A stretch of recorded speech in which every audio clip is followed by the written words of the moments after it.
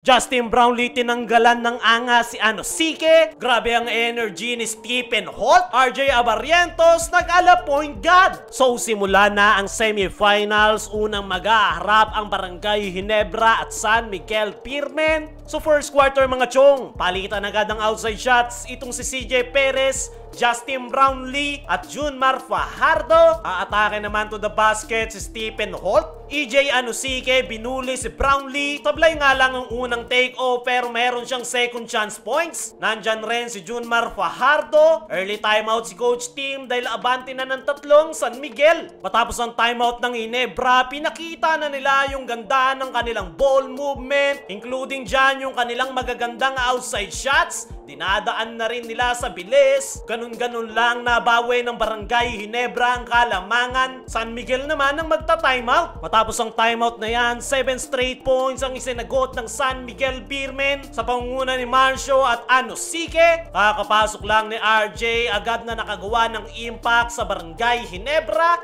Kaya natapos ang first quarter 28-27. 1 point lead para sa San Miguel. Pagpasok ng second quarter, ng gulat itong si Jody Vance sa kanyang 4 straight points. Ganda ng tandem nila ni Scottie Thompson. Halfway mark nang umiinit na yung opensa ng Ginebra. 100 dunk para kay Stephen Holt. RJ Abarrientos nagpapaulan ng 3-point shot. Pero hindi nga magawang makalayo ng Barangay Ginebra dahil palaging may pansagot ang San Miguel Pirmen. Pero dahil dito kay Stephen Holt ay nananatiling aggressive ang Barangay Ginebra. Nagalit pa si coach Tim Goon sa referee matapos hindi tawagan ng traveling ang San Miguel. Under 2-minute mark, RJ Abarrientos time. Titikada muna sa 3-point area. Ganda ng assist niya kay Brownlee, lalo na dito kay Japet. Kaya naman natapos ang first half 58-63. 5-point lead para sa Barangay Ginebra. Leading scorer si Stephen Holt with 13. Ganun rin si RJ at Justin Brownlee. Perez naman sa San Miguel with 11. EJ Anosike at Junmar with 10 points. Pagpasok ng third quarter, 8-2 run. 6 dyan galing dito kay Justin Brownlee. Early timeout ang San Miguel dahil lumobo na sa 11 ang kalamangan ng Ginebra. Dinadaan nga nila sa bilis ng tila ba sila ang naghahabol. Tuwang-tuwa naman ang Ginebra fan na ito matapos ang 4-point shot